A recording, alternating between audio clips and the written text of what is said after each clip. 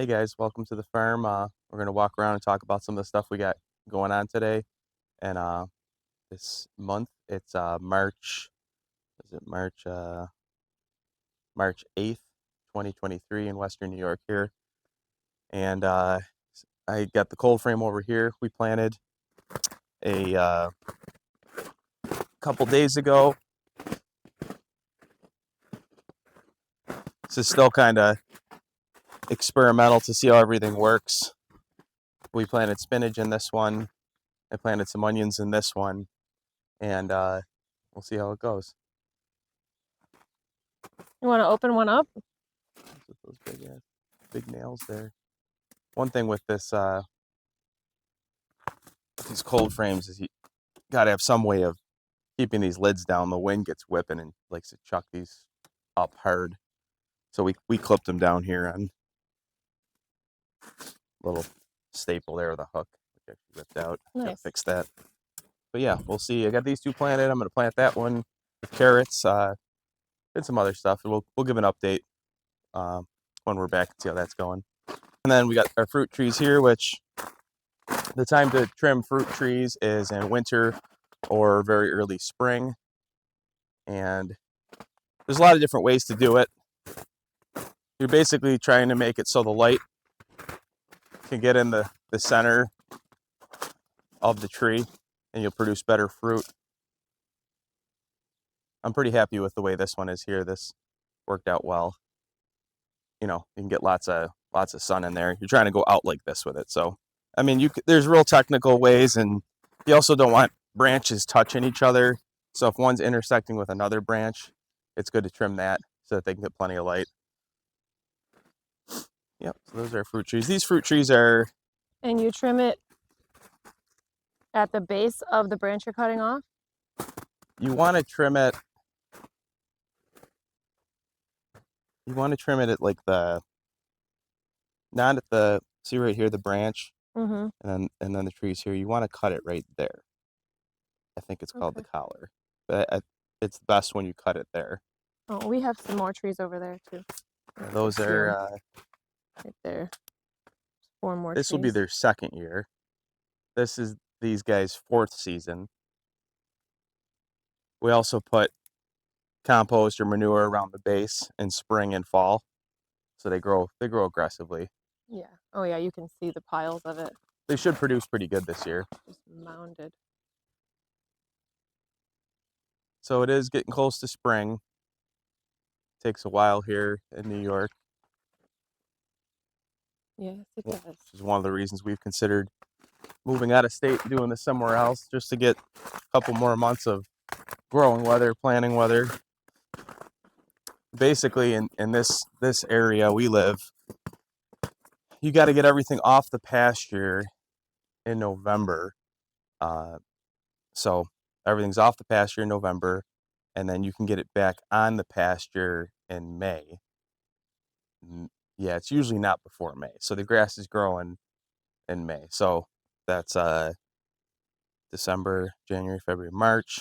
At least 4 months, pushing 5 months of no grass growing. So that means you got to put a lot of hay away. And that means you build up a lot of compost inside versus on the pasture. Which you could keep your animals outside, and people do during the winter. But the issue with that is you hammer on your ground. The ground can't handle that kind of impact. And if you keep your cattle, especially on the pasture when it's soft, that pasture won't recover till like July or midsummer. It's not going to come back fast at all. Yeah. So we try to avoid... We don't have endless pasture. We have 35 acres here, and we're pasturing 15 of our own and 15 of the neighbors. And we can't afford to blow out our acreage. And yeah, we got the chickens in here still. They'll probably move out in a month. Here, I'll open it up. We'll get them on the pasture a little earlier this year.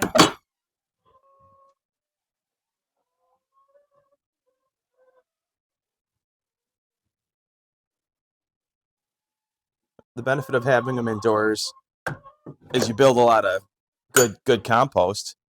So we got this deep bedding here going. These are laying hens. They're going to be laying pretty soon here. They're just about 6 months old. These two. They look good.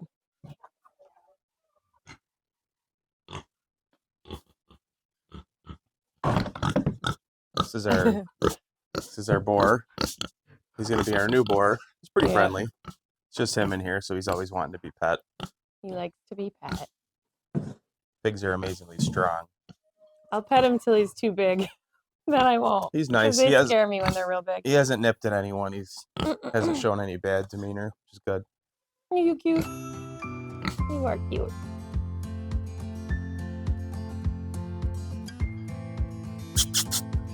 Hi, pig.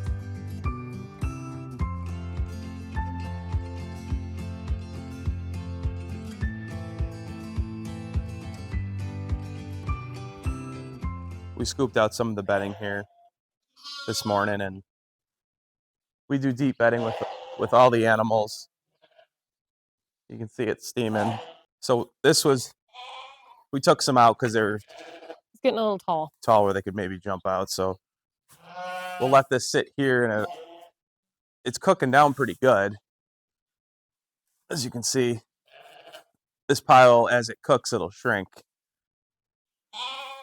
But you can see it steaming. It's real hot. But in their pen, if you were to sit down or kneel down in there, the floor is very warm. Mm-hmm. So they enjoy the deep bedding during the winter quite a bit. With the egg shortages that's been going on, we haven't experienced any issue with our egg layers. All right, so let's talk about the egg layers for a bit here, because everyone's experiencing higher egg prices, which we haven't had any shortage of them laying. Our feed's been fine. Everything's been fine there. Eggs, people like to pay $2 to $3 a dozen for eggs. Our eggs we sell for $7 a dozen now. We do make some profit on it. We don't make any profit on eggs until we're selling them over $5. Over $5 a dozen. Then we make some profit on them. So we feed them organic grain from Lakeview Organic in New York, and we pasture them when the grass is growing. And to make profit, we have to make over $5. So to me, I think it's comical that people huff and puff about spending $7, $8 a dozen when a grown man could eat a dozen eggs in a day, and that would give them a full day's worth of work. So you're essentially complaining that that you don't want to pay $8 for a full day's worth of work, and it's just really our food system is for a full day's worth of food. A whole day for one man. I mean, maybe if you're working real hard, you'd want to eat more than a dozen, but really, eggs to pay $8 a dozen for good eggs is not high. Obviously, if you're buying the lowest quality eggs, they shouldn't be $8 because these big barns, they raise millions of birds, and they raise millions of birds. They keep them, they keep them tight. They don't have to move them, and they have systems where machines do everything, and that's why they can keep egg prices so low. But our food system's very broken, and if you think meat or food's high, I would recommend growing animals, buying feed, feeding them, counting your cost, and you'd be in shock what goes in people think will think our prices are high, and we're making a little bit of profit. So this isn't my full-time job. I run a construction business, and if this was my full-time job, I'd have to be doing a lot more animals. We do like 1,000 birds a year, maybe 15 head of cattle that we butcher. Pigs, what do we do? Two pigs a month. That's 24 pigs a year. Chickens, we've been running like 60 to 100. This year we're gonna have like 150 layers. So to some people that doesn't sound like much at all. Some people that are doing a lot. To some people that 200 layers might sound like a lot. But in the grand scheme of things, if I wanted to do this full time, I'd probably have to do 10,000 meat birds, several hundred layers, uh, maybe 30 head of cattle, 50 pigs. Then we could profit enough to do it full time. But then you got to move that many animals. You got to sell that many animals. You got to butcher that many animals. And then come the regulations that the state puts on you. You're technically not allowed to butcher past a certain amount of animals. That's legal. You're technically not allowed to sell certain products to people. That's illegal. You're, you're not allowed to kill an animal without uh, the USDA official looking at you kill it. There's a USDA official in every single slaughterhouse in America, Right. which For resale. for resale, which is to me is completely unconstitutional. That a federal agent has to be in every slaughterhouse. That's ridiculous. I think accountability needs to come back to the farmers, and people need to know where they're buying their food. People need to be okay with paying more for food. If you're not okay, grow your own food and see if you can do it cheap. But yeah, it's getting into farming. It can be frustrating when you see all the corruption, all the just the figures being pulled back and forth, and it's a lot. There's a lot going on that people have no idea that's going on. Something that is going on though is they don't want people to farm. They don't want people to grow their own food. They want to make everyone in a specific job where that's all you do, and that there's like, 2 farmers in the whole country that farm 1 million acres and then sell you food in the city. So it seems like to me that's what I'm seeing the goal of the elites and the big corporate businesses. They want full control of everyone's food.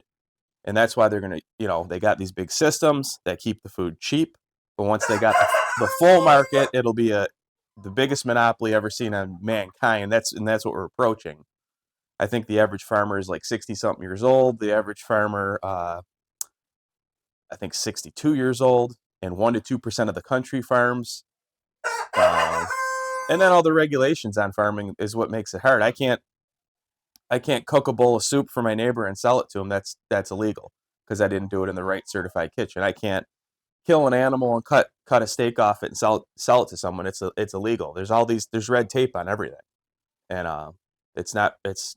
we're far past freedom, and more people need to farm so that they can see the corruption and realize what's going on and wake up, because it's pretty pathetic. And yeah. So we got into farming. I got into farming out of conviction and realizing more people need to farm, and more people need to farm that care about the land, soil, and air. And I'm a Christian, and I believe that we should do everything well. I believe that we shouldn't put poisons on things. If we put poisons on things, I don't. Why do you have to do that? If you say you have to do that, I don't believe you have to do that. Change your style, change your business. We don't need to feed the world. We need to feed our communities. So Hmm. that's my rant on those things. And I do think more people should get into farming. We can all be equally frustrated then. It'll be great. So get some animals and work hard. But it is worth more. It's worth more than money. It's teaching our children. It's teaching us. It's disciplined us. It pushed me in areas I didn't know I could ever accomplish or do. And Hmm. my kids are growing up well rounded. They're far past what I've been able to do when I was young. So Hmm. it's worth it. I'm willing to work harder for them and work harder to produce good food. So it's worth it in the long run. You just can't watch any TV because there's no time. So, all right, guys, thanks for tuning in.